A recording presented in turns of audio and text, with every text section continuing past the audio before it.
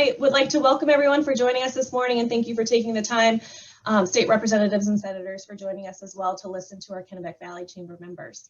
I'm Katie Doherty, the president and CEO of the Chamber, and I would like to also take this time to thank our Chamber Connection Series sponsor, Kennebec Savings Bank, for 2021. A couple housekeeping items before we get started. Everyone is on mute, and feel free in the end, there'll be a questions time, and you can put your questions in the chat, or if you would like to, you can feel free to unmute yourself and ask your question as well. We are recording this, so we will be sending out the link later, and then it also will be shared on our website for future reference if you have anybody that you would like to share this out with. And at this time, I would like to introduce our chair of our advocacy committee for the Kennebec Valley Chamber, Tim Walton from Walton External Affairs, who will be our moderator this morning, not this evening. Wow. I'll keep drinking my coffee. Tim, I will hand it over to you. Thanks, Katie. Good morning, everyone. Thanks to all the chamber members and leaders for participating this morning. This has been a long-standing program of the chamber. Obviously, this is the first time we've done it virtually, so bear with us. And I know everybody hears that every time they get on a Zoom call, but we appreciate your patience if there are any slips. And I'd also like to thank, obviously, the legislators for making the time. We appreciate what you do and the sacrifice you make to represent the people of the Kennebec Valley and the businesses, and what you do to help improve the economy here. It does not go unnoticed, and we always have a good relationship with our legislators. Expect different. And we also know committees starting. You're doing your rotations now, a lot of them, and so we know you're busy and appreciate the time. Just for full disclosure, I am the chair of the advocacy committee. I'm also the vice chair of the chamber board. But as most of you know on the call, I am my firm. The majority of my clients I lobby for. So I've had a great opportunity to work with most of you on the call, and as far as the new members, I'm looking forward to it. So that said, you already know after your intros, which the intro period is yours to do whatever and say whatever you want, and then we'll do some questions. The remainder of the time will be for questions. So in your intro, it'd be, if you could, one of the things if you could hit on is for our members that are participating, just kind of what, if you have any legislative priorities, or what brought you to the legislature or anything like that, would be great. And so I'm going to pick on Senator Timberlake to go and first, and then I'll just pick after that. So go ahead, Jeff. Well, thank you, Tim, and good morning, everybody. I am Senator Jeff Timberlake. I am the Senate Republican leader in the Maine State Senate. I'm serving in my second term in the Senate. For those of you who don't know me, I'm a farmer by trade. My family owns Ricker Hill Orchards in Turner. We've been farming here in Maine since 1803. And so I'm an 8th generation farmer. And our family owns other multiple businesses, tasting rooms, the Plaza in Turner, and I own a hardware store. So I'm really involved in the business community. I understand how it works. And I got involved in politics because years ago, when rules and regulations started coming down in zoning in our local community and in the state, it was beginning to really affect what was happening. So my grandfather told me, God rest his soul, that, Jeff, you can either be part of the problem or part of the solution. So he said, you need to go do something about it. And so instead of sitting around and drinking beer nights and partying, I went to work in local politics and got involved and become a selectman after I served 16 years as the chairman of the planning board, and then was vice chair of the selectmen, served 35 years on the fire department. So I've been around, and then I ran for the House back in 2010. So that's a little bit about me. My priorities in legislature have always been, anybody who doesn't know me, is to keep Maine going on a path that keeps businesses wanting to continue to operate in the state of Maine. I think the most important thing we do is to try to get government as much out of the way as we can and let people operate the best they can in the environment that we got. And sometimes that seems hard. I know I come home some nights pulling my hair out, and I still got some left that I can pull. But it's important that we as legislatures remember that you folks that are out there in the business community don't have a whole slate of employees that are going to fill out all the reports and all the mandates and do all the things that are important. So my job as a legislator, I think, is to keep in mind what you're going through.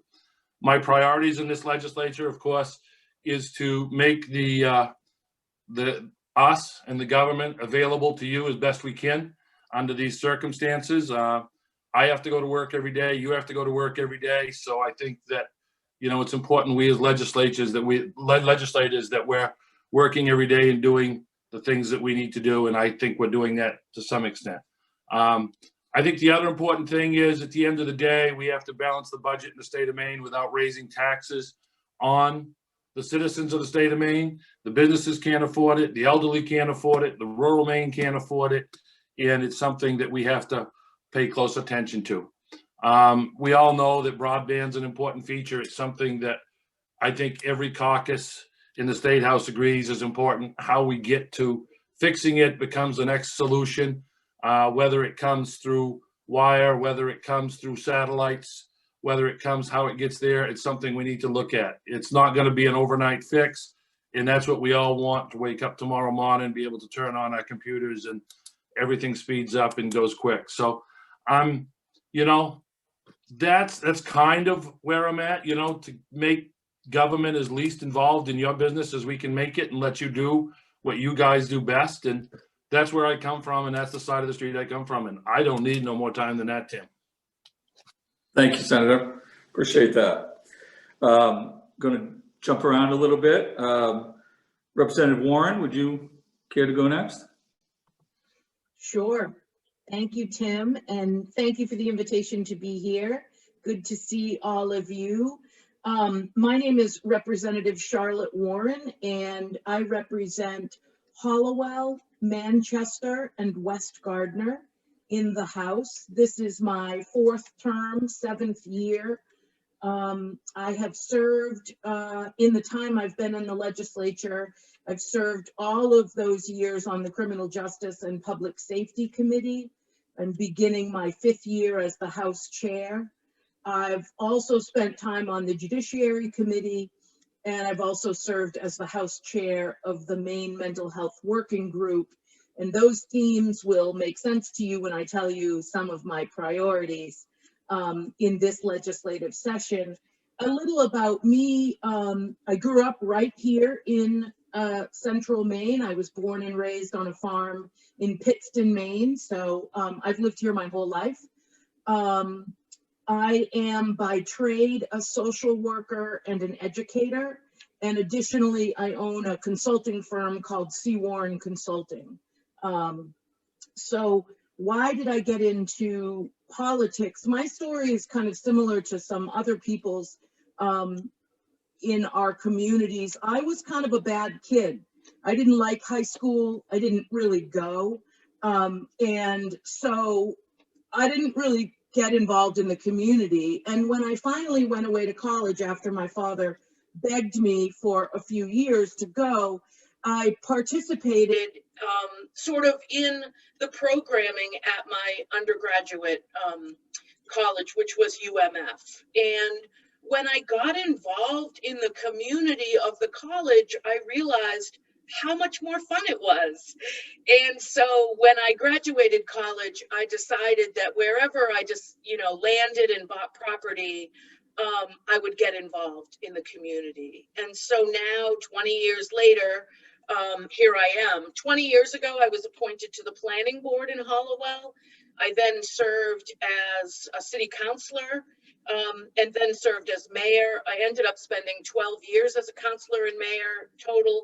And then I ran for this seat. And as you heard, I've now been here. This is my 7th year. So, I figured out that being involved was what I really wanted to do. So I'm really interested in our budgets around what we spend on criminal justice.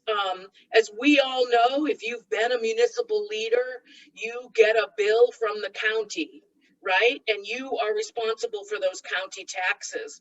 Well, 80% of our county jails are being funded by property taxes. A lot of people don't know that.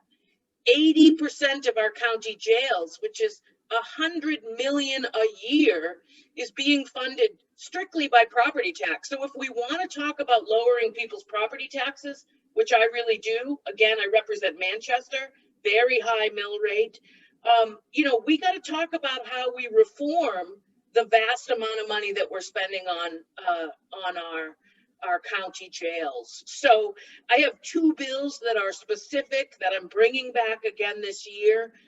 One is strictly a stabilizing county jail funding, and another is about mental health crisis. I'll talk more about those if you folks have questions, but I'm already out of time. So Jeff, you did much better than I. Thank you again for the invitation to be here. Thank you. Thank you, Representative. Senator Couliat, would you be so kind as goes next? Hey, good morning, everyone. Thank you for joining us. And Tim and Katie, thank you for putting this together and for hosting us. I'm State Senator Matt Couliat. I've served in the legislature, now going into my 9th year, my 5th term. I served 3 terms in the House of Representatives, representing West and North Augusta, District 57. And now I represent Senate District 15, which are the towns of Augusta, China, Oakland, Sydney, or Vassalboro. So if you live in one of those towns, it's a pleasure to represent you in the Maine State Senate. And I look forward to hearing from you if there's ever anything I can do to help you. So today's a big day for me. You know, when you ride on a Peloton bike, they call out if you're on like your 200th ride or your 300th ride. Well, I think today is my 900th Zoom call. So I think that is cause for celebration. You all probably have been on a ton of these. I remember sitting down with Maine Math and Science Alliance a couple years ago when they were talking about wanting to go into my building, which they're now moved into in downtown Augusta. And they were like, we need Zoom rooms. And I'm like, what the hell is a Zoom room? And now we're going to be conducting legislative business on Zoom. And this will be the primary form of communication for us doing the people's business. So one of my priorities this session is to be effective legislating via Zoom. That's going to be interesting. I think that we also need to work to pass a bipartisan budget that doesn't include tax increases. That is also going to be a challenge this session. As most of you know, our revenue projections haven't been great, and we need to work to make sure that we're passing a budget that doesn't pass that on to Mainers that can't afford a tax increase right now. Some other things that I'm looking to do are to support trade education. Tim, you and I have worked on this over the years, and this is something that we hear time and time again from employers. It's not electricity costs or taxes that are the primary issue. It's not being able to find people to fill the jobs that they may have available or to be able to grow their companies because we lack the training in the areas that we need it most to be able to grow the jobs in the state. So my primary focus this session is going to be on education, specifically trade education, and what we can do to support that. Some other things that I think that we need to keep an eye on are energy efficiency. I do have a bond actually in this session, much to the chagrin of Senator Timberlake, but it's to help with people weatherizing their homes. So we want to be able to make sure that people can afford to stay in their homes. And I think that one way we can do that is through weatherization. And 2 other things that I want to be looking at this session as well. Broadband, Jeff mentioned that, certainly all of us need good internet connection. We wouldn't be able to have this conversation without it, but there's a lot of Mainers in the state that just don't have good, reliable, high-speed internet. We need to continue to push on that. And then lowering property taxes. I have a bill in this session to, again, increase the homestead exemption, but also the reimbursement from the state so that burden's not passed on to the local municipality to pick that up. So those are some of the priorities this session. Thanks for having me and have a great day. Thank you, Senator. I'm going to keep with mixing it up. Representative Hasselfuss. And if I pronounce that wrong, please correct me now. No, you got it. I know I have a tricky name. I'm Representative Tavis Rock Hassenfuss. I'm from the House District 81, which is Winthrop, Reedfield, and a little bit of North Monmouth. I grew up in Winthrop. I graduated from high school there in 2006. I currently live in Reedfield, about a half mile from my home in Winthrop that I grew up at. And I work downtown Winthrop at Levy, Wagley, Putman and Ecker, which is a small town law firm that we focus on estate planning and elder law issues, and do a fair amount of real estate there. I am one of those people that we talk about of our kids who graduate and come back to the state. My wife is as well. She owns Hass and Fuss Family Dental in downtown Augusta. And, you know, one of my reasons for running is because I care about my community. I care about Maine. And I want to build a future that my kids will want to stay here. You know, I always knew that I wanted to be in Maine, and I wanted to be in Maine forever. And quite frankly, I wanted to be in my district. I love it here, and always have. And we need to find ways to keep young people engaged in Maine, and look forward, 20, 30 years ahead to say, how are we going to make sure that the children we're having now are going to be staying here, and how do we grow Maine's workforce and make it a place that you have both the natural beauty that we all enjoy, and you also have economic opportunity for people who choose to stay here, so that they don't have to limit what they do for jobs and for work. So that's one thing I'd like to think big picture, is what is Maine going to look like in the next 20, 30 years, and how do we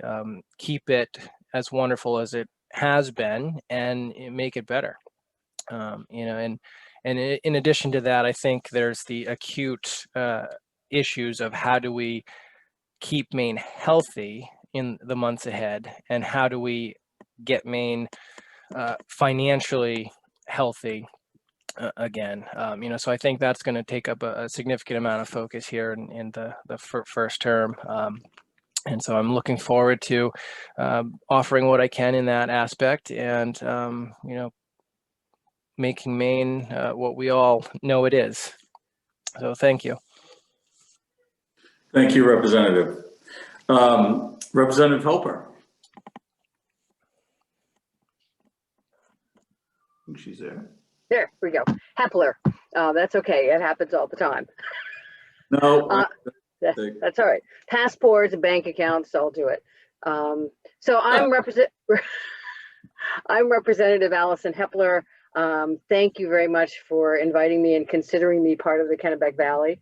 I tell people that I represent the towns along the lower Kennebec. I live in Woolwich, and I represent Arousic, Georgetown, Phippsburg, Dresden in Lincoln County, and a little piece of Richmond. In my other jobs, I'm serving in my second term here. In my other jobs, I teach history at UMF, including a class with Char Warren many years ago. And another part of my jobs are, I work part-time at a house building school down here in Woolwich, and also a select person. I've been in my 10th year on the Woolwich Select Board. And I think, when Tim, you asked, say a little bit about how you got into this. With each elected job, the Select Board and the Legislature, I got into it because somebody asked me. And I later found out that that's how many women, not all, but many women get into politics in the first place. The road commissioner asked me to run for the Select Board. I was too scared not to say, no, are you kidding? What do I know about that? But I've come to love it, and it actually provides a really good framework for how I approach the legislature, like things like lowering property taxes. And Shar mentioned the county tax base, and that's something that is part of our budgeting. I also, even though I teach history, I'm glad Senator Couliat mentioned trade education, because even though I teach history at a college, I do not think that everybody belongs in college. And so I've been a big promoter of getting people in the trades and moving the economy forward that way. In terms of priorities, I have some bills that deal with, I had to write them down, keeping Mainers, one of my priorities is keeping Mainers, keeping and attracting people to live in the state, and getting through, as Tavis mentioned, getting through the pandemic, getting small businesses back on their feet, getting schools back to where they should be. And I'm looking forward to hearing what your questions are, what your concerns, because that's my favorite part of this job. Thanks. Thank you, Representative. Senator Maxman, would you care to go next, please? Sure. Thank you so much. Good morning, everyone. My name is Chloe Maxman. I'm the state senator in District 13, which is all of Lincoln County except for Dresden, which goes to Allison, plus Washington and Windsor. I served 2 years in the House before this, and now I'm in the Senate. I'm so much of my priorities come from what I hear from my constituents during the campaign season. And in 2018 and this year, the biggest thing that I hear by far is that we all feel like our government is just profoundly letting us down on almost every level and not really representing the true interests and experiences that we have in our communities. And so, that's one of the biggest reasons why I ran for office as well, because I felt like everything that I cared about and the reasons why I love Maine were just kind of slipping away through politics. So a big priority of mine is just to be as transparent and accessible as I can be to try and rebuild some of that trust and faith between community and politics. And so I'm always here. I'm going to put my legislative contact info thingy in the chat, which is my cell phone and my email in it. So please reach out anytime. I've submitted 13 bills this year. Pure coincidence that I'm from District 13 and submitted 13 bills. A lot of them, almost all of them except for one, are directly from constituents issues that folks are having. I have one in around expanding recovery centers throughout Maine and making sure that there's one in every county, and Kennebec County doesn't have one right now. So that's going to be a big focus of mine. I have one around rural transportation, open primaries. I have a really big green jobs bill that I'm excited about. I'm trying to make sure that there's free resources for schools that want to go solar or invest in energy efficiency. I have one in around alternative sentencing programs, in-home care, and then another healthcare bill as well. So I'm excited to dig in this session and kind of echo the same themes about the budget as well, just wanting to really make sure that the burden of the crisis does not fall back on to the folks that can least afford it in rural communities. I also have to leave because I'm going on a tour of a local oyster farm and it's farther away than I thought. So I have to hop off. But again, I'm going to put my information in the chat, and please feel free to reach out anytime. Thank you so much. Thank you, Senator. Representative Tom Harnett. Thank you very much, Tim. Thank you, everybody, for the opportunity to speak with you today. I'm happy to see so many people up and on a Zoom meeting at 7:30. It's very impressive. My name is Tom Harnett. I represent House District 83, which is the town of Farmingdale and the city of Gardner. I actually see some constituents on this call. Good morning, Eric, if you're still here. I'm in my second term in the legislature. Both terms I have served on the Judiciary Committee, and in this, in the 130th, I am the House Chair of Judiciary. I'm a lawyer by trade. I worked for about 9 years for migrant farm workers in New York State right after I graduated law school in 1980. And then I worked 27 years in the Office of the Attorney General, doing environmental law and civil rights work with an emphasis on working with students in schools to make sure that schools were welcoming for all students and that all students felt safe, valued, welcome, and respected while in school getting an education. I was drawn to politics at the local level because it was nonpartisan. And when I worked at the Attorney General's office, That was the only type of office I could run for. I wasn't a Democrat or a Republican. I was sitting around with 7 friends and neighbors, and we had to solve problems that night. I served as a city councilor for a year and then served as mayor for 6 years. And that led to my legislative priorities. The hardest part of being a mayor and a city councilor was sitting through poverty abatements. When people came and told us they could not pay their property tax. It was typically older people who had played by the rules all their life, had paid their taxes on time, but taxes kept going up and their income, which was often just Social Security, stayed the same. And I heard from too many people who had to make a choice every day. Do I fill a prescription? Do I fill my oil tank? Or do I fill my grocery cart? So I have chaired the municipal caucus in the Maine State Legislature. I've introduced a bill to restore revenue sharing to 5%, which is the statutory amount that it should be. I introduced that last year. We had some success, but not enough. So I've introduced it again this year. I will focus as much as possible on lowering property taxes so that people can stay in their homes and their kids can get a sound education. I also have an interest in criminal justice, being on the Judiciary Committee, but I see I'm running out of time, and I'm happy to answer any questions that you have. And please feel free to call on me anytime, whether you're a constituent or not, if you have questions about what I'm doing, what you think should be done in Augusta. Thank you. Thank you, Representative. Representative Bradstreet. Good morning, and thank you for having me here this morning. I'm Representative Dick Bradstreet. I live in Vassalboro, and I represent House District 80, and that's comprised of Vassalboro, Windsor, Somerville, and part of Augusta. I'm entering my 3rd term. I'll be the House lead on Labor and Housing Committee this year. I was the lead last year.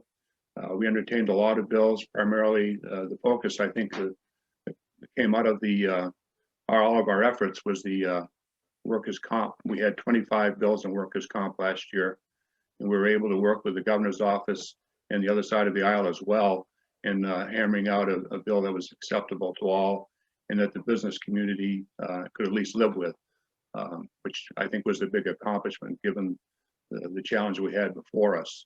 This year, I think there will be some more bills pertaining to workers' comp. I've been talking to your state representatives in Augusta, and they're telling me that's what on the horizon that they'll be looking at. I represent House District 80, but I do not have 80 bills presented this year. I only have 9. A couple of them have to do with minimum wage. One of the bills, the one I would like to see dealt with and passed if possible, is a bill requiring locally initiated referenda to go to public hearings before any votes. Last term, I introduced a bill at the state level to have any state citizen initiated referendum questions require a public hearing prior to going for a vote. Put that before the committee. We amended it to so that if 2/3 of the legislature votes that we don't need a public hearing, then we won't have it. Took it to the governor's office, and she signed it, and she said, "I wonder why we didn't have this before." So I think I can work. I worked well with the governor's office in the past. I think its communication is going to be a big thing this year. The biggest challenge before us, I think, is going to be the budget, as Senator Timberlake referred to. I know we're waiting for federal stimulus packages to come our way. I think that's good to a point, but on the other hand, sometimes having the money around available to us does not make us as fiscally responsible as maybe we should be. We need to be very careful about how we spend our money. Everything starts with the success of small business people, as far as I'm concerned. They're the people who create jobs, who pay taxes, who pay employees, who in turn pay taxes if they work well enough, which I think they're, excuse me, they're doing. And I think one of the things we have to be very careful of is that we don't put too many impediments in the way of small businesses so they can be successful. They're successful, their employees can be successful, and the state can be successful. So I may have to go a little bit early here, but I appreciate your taking me on. A little bit of a background. I grew up in Albion, graduated from Lawrence High School and then Dartmouth College in 1973.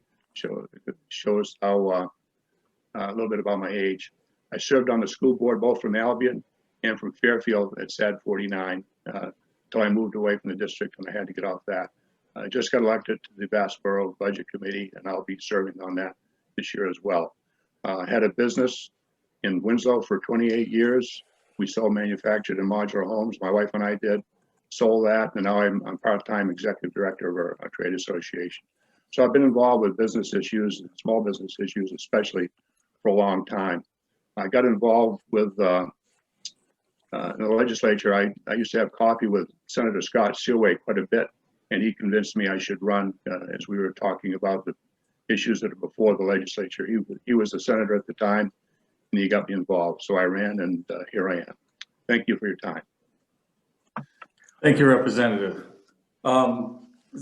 So we've gone through the list of policymakers that had registered. Is there anybody that I missed? So now let's get into some questions. We opened it up to the advocacy committee to forward some questions, and they did over the last couple of days. And trying to make this as efficient as possible, I'm going to maybe pick 2 people on each question to answer it, but by no means other legislators who have something to say about a question, please, just follow that. And I guess we'll just raise the hand so we can see it. And if I don't catch it on my screen, somebody tell me. It seems to be probably the best way to do that. So I get to pick the questions. That's fun.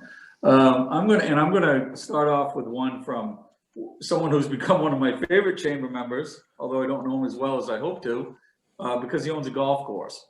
So I'm going to go with that. I'm a big golfer. So how are you going to help the health of small businesses in terms of labor availability, regulation, control, repeal, incentives, etc.? And that comes from Randy Anderson, who owns the Meadows Golf Course. And I'm going to ask, Representative Bradstreet, are you still on? Yes, I am. Would you, before you have to jump off, would you take a stab at that? Okay, yes. I've been in contact with the Untitled Chapter Chamber here, and they're getting a lot of requests from their business members that they can't find people to work. I think what and I mentioned before in my introduction that I think we need to be careful that we don't put too many impediments of the way of business success. And one of the concerns I have is that people are disincentivized now to work when they're able to do. I understand that people are afraid for their health. They're afraid for their family's health and afraid to go to work. But on the other hand, I think the federal government's proposals have created a disincentive by offering more money for staying at home than they are working. I know that's maybe kind of a harsh thing to hear, but I think in many cases it's true. I'm also friends with Bill Brown, who owns the local golf course here in Vassalboro, the tennis golf course. And he's told me that he used to have as many as 50 high schoolers working in the summertime. And this last couple of years, he's had none because he can't afford to pay the wages that some of the new regulations have required. So you talked about incentives. I think the way to incentivize businesses is to incentivize employees to get to work as they're able to. One of the things we do have to be careful of too is that we don't place too high a tax burden on those businesses. The more money they have in their pockets, the more money they have to pay their employees and to hire people. So that's a quick answer. And I've talked to some other representatives, and they say, it's hard to talk about how does government incentivize things when sometimes government is we don't believe in government running our businesses. So I know probably some others like to chime in on this as well. Thank you. Thank you, Representative Harnett. How about you? Would you like to take a shot at that one? Thank you, and I appreciated the comments of Representative Bradstreet. One of my favorite parts of being mayor was walking around to every small business in Gardner every week. And that was a real educational experience for me. I don't come from a business background, and I learned about a lot of difficulties that I did not know existed. Obviously, those have been exacerbated by COVID-19. And I think one of the things we need to do as legislators, or that I need to do as a legislator, is not just about introducing legislation. It's about working with state agencies to assist businesses getting through this very difficult time. I spent most of my summer working with people who were struggling with obtaining unemployment insurance. And a lot of that was working with the Department of Labor. We have to make it easier for businesses to communicate with state agencies. They need to get responses more quickly. And so that's a focus of mine. And I also think, and this may seem a bit far afield, but when it comes to getting employees, I think we have to look at our criminal justice system a bit. We have a lot of people in jails and prisons who are there because they're sick. They suffer from a substance use disorder or another addiction. And we need to find a way to not punish them for life because of that illness. And we need to find a way to reintegrate them into the workforce. Oftentimes, I think people who are sentenced to jail for 2 to 3 years really get a life sentence. And are never able to overcome those mistakes. And I think that benefits both them would benefit them as employees and benefit employers having a larger labor pool to choose from. People don't think of criminal justice when it comes to economic development, but I think there is a connection. Thank you, Representative. The next question, I see Stacy Morrison is on the call. She was making breakfast, she put in chat, so I put my order in, Stacy, if you're still cooking. But you had a question about workforce, and if you wanted to ask that question, I'd ask Representative Hepler to start the answer, and then ask Senator Couliat to go second on it.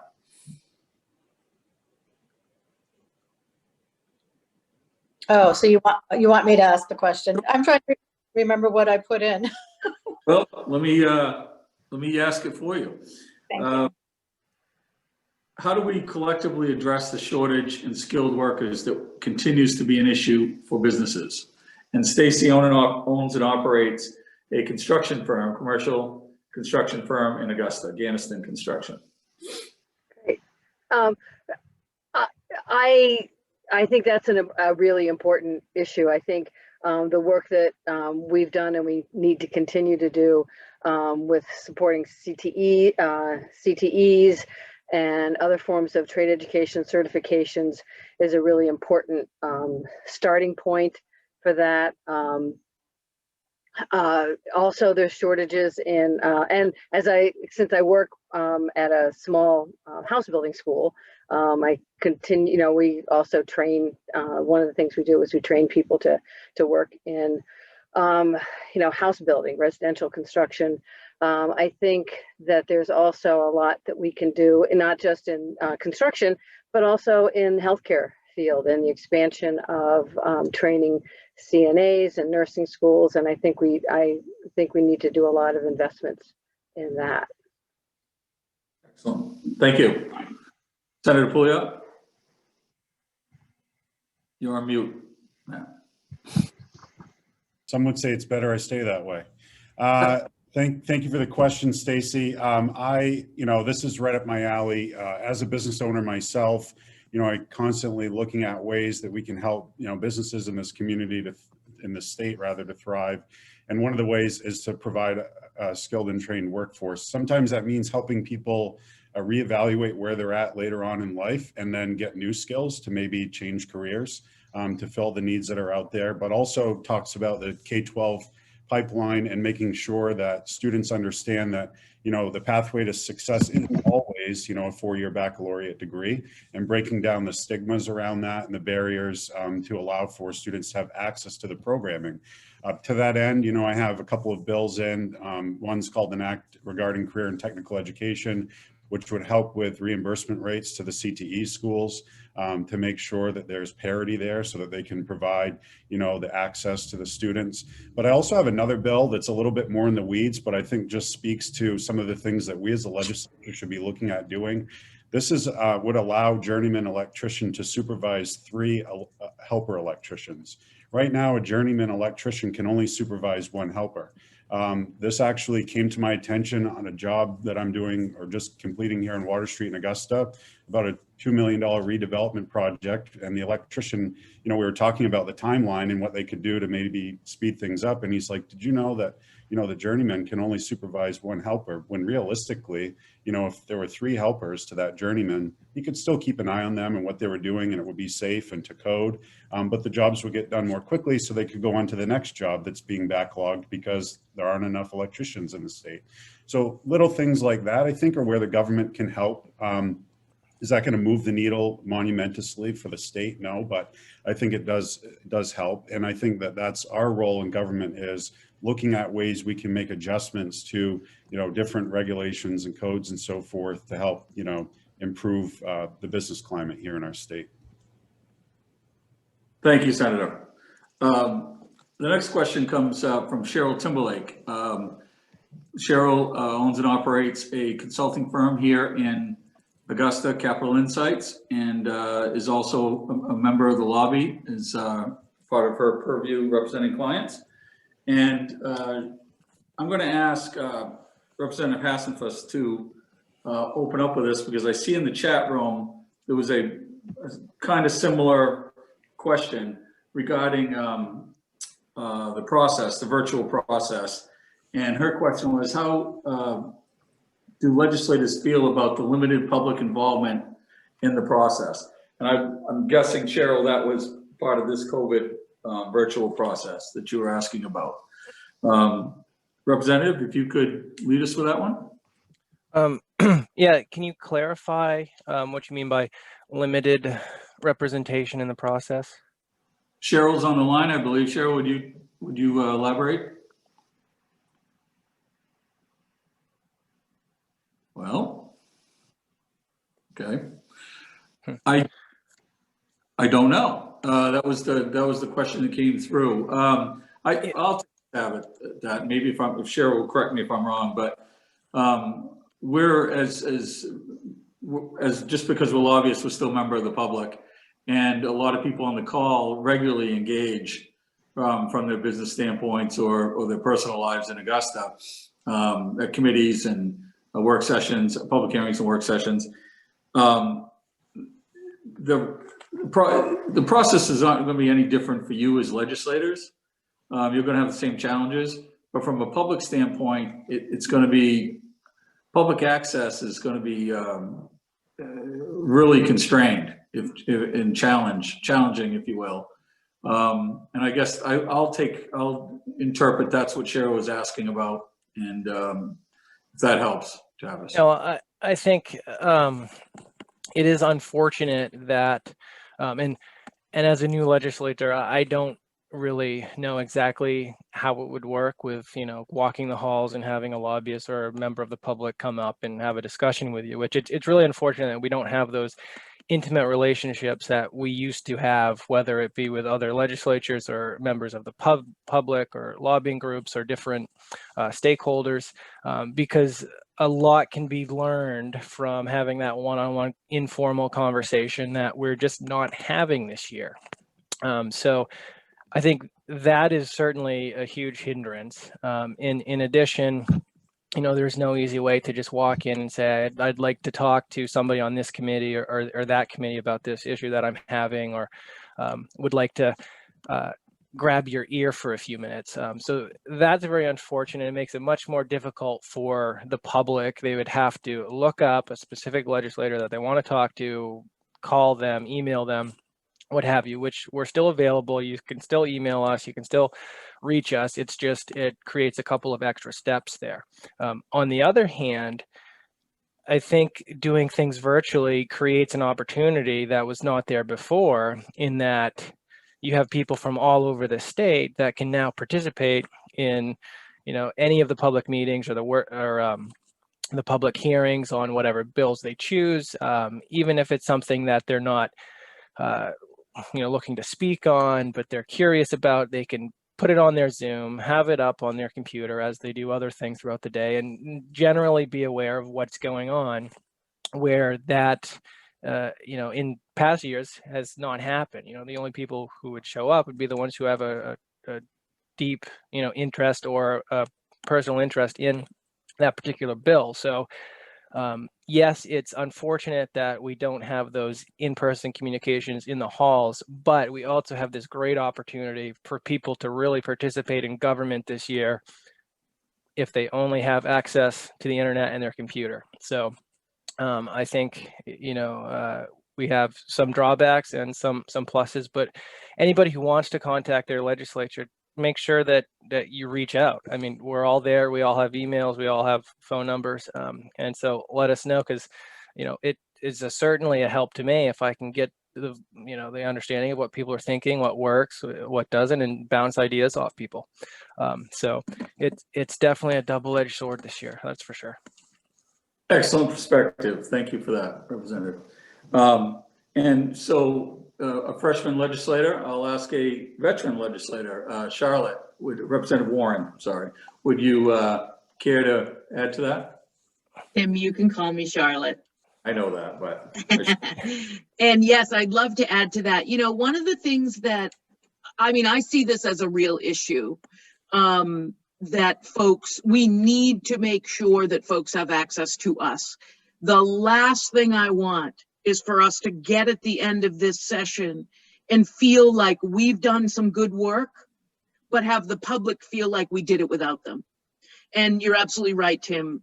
The lobby is part of the public, right? Advocates are part of the public. My constituents are part of the public. So I've been a professor most of my life, and one of the things that I need to do is make sure that I afford my students access to some office hours, right? Times when they know that I am going to be in my office and available to them. So one of the things that I'm doing is, and you guys will get this email, is sending, you guys in the lobby, and you can forward it to all these folks if you'd like to, but is sending out an email that says, I'm going to do office hours on Tuesday and Thursday mornings when we would normally be in session, right? I'm going to do these office hours from 10 to noon. And I'm going to use a program that folks can just sign up for 15-minute slots with me, and just right online.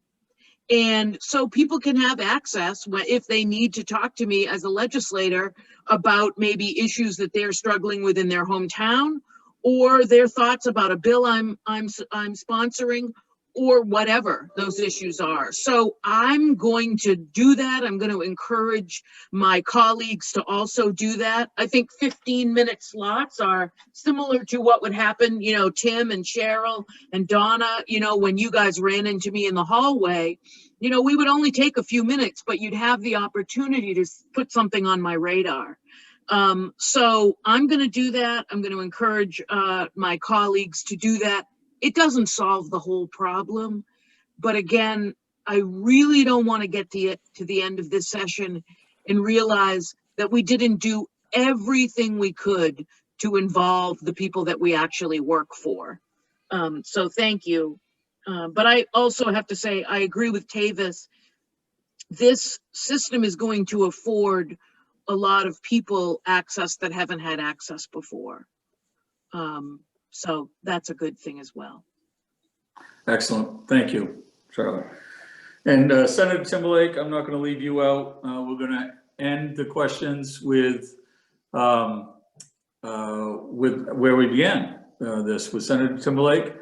Question, it's a pretty broad question, and you'll be speaking for all the legislators on the call, Jeff. So keep that in mind as you're answering. But how can we best advise and help you all as we navigate through this COVID year of legislating? How can we be the best resource we can for you all? And take it away, Jeff.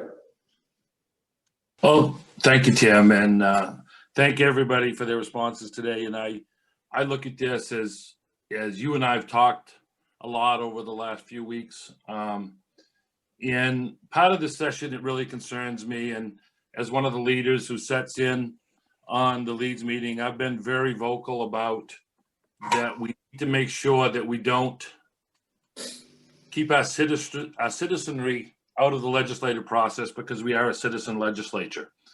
And that means the businesses, the citizens, that means everybody in the state of Maine. And as somebody who's now serving my sixth term, it's really different. My sister got elected this year, and she's serving her first term and never been there before. And she's really frustrated. And I told her the other day, sis, you're not any more frustrated than I am, because this is so different than anything I've ever witnessed. And the thing that really concerns me is that although as Republicans and Democrats and independents, we have differences of opinions, the one thing that always happened is we always had some camaraderie bond up and down the halls. Now, we don't agree on things, but we'd find a way to get along. And the thing that I'm scared to death that we're missing, and Representative Warren or Charlotte, as we know each other, my sister lived next door to her for a while, and the conversation we'd have in the halls with, I'll go back to the red shirts, the fire department, the police forces, the groups that come in, the unions come in on any one bill. I watch bills get flipped in the middle of a process. And I'm scared that we're losing that in Zoom, because the one thing you lose in a Zoom meeting is to being able to read people's facial expressions, to being able to read their body language, whether it's me rolling my eyes or trying to chew my arm off when somebody says something, or somebody doing the same when I say something across the aisle. Those are the things we're missing, that we can say, when you say something and then they go to do that, you say, well, okay, what would you do that would make this bill better? And you can have that conversation, and you can go back. I've got, I think, 7 bills that I've proposed in just getting them signed. Some of the best legislative bills were changed in the process of getting them signed. I'll pick on Charlotte again, Representative Warren, that I might have gone up and say, hey, would you sign on to my bill? And she said, well, I'd sign on to it if you'd change this paragraph.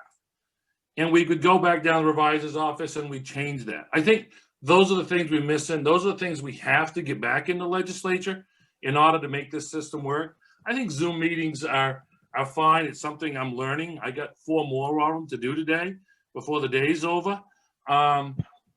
But I do miss the personal contact, the ability to share our ideas.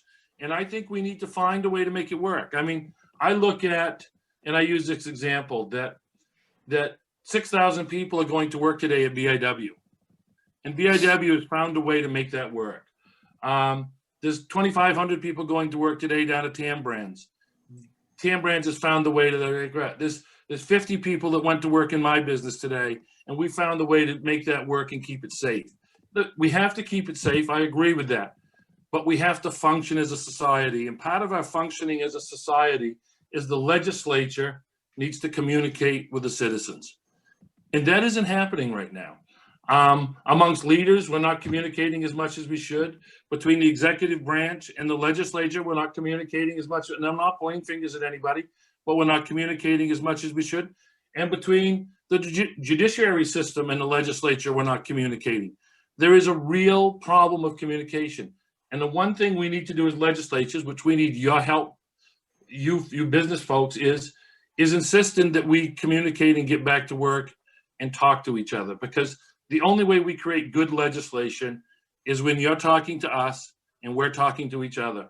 And Tim, I've said more than I should, but that's what I feel, and we really need to get ourselves communicating and back to work. And thank you.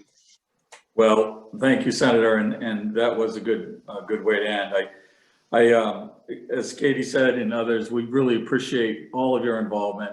We appreciate the relationships, and we're looking forward to working with you. We will get through this year, and we will find a better ways to communicate, and you should expect to hear from us on more specific policy issues as we move forward. I would like to just mention there was a few legislators who couldn't make it today, but I would want to give them mention. They had conflicts in their schedules. They're just going to be here. That was Representative Greenwood, Representative Dorr, Representative Fecto, Representative Lemlin, Senator Black, and Senator Vitelli, and they all send their wishes and just regretted that they couldn't be here today. So with that, Katie, I'll hand it back to you. Awesome. Thank you, Tim. And thank you everyone for taking the time to be with us today. I would like to welcome anybody that needs any contact information. Reach out to the chamber. Let us know if you would like to reach out to any of our legislators. We can get that info for you. Thank you for having a very interactive conversation this morning. It's very important for this upcoming session. So with that in mind, thank you again. Everybody have a great day. Please reach out to the chamber if we can help in any way. Next Wednesday, we do have a virtual business after hours if anybody would like to join us at 5 o'clock. So hopefully we'll see you next week, and have a great rest of your week and enjoy your day. Thank you, guys. Thank you.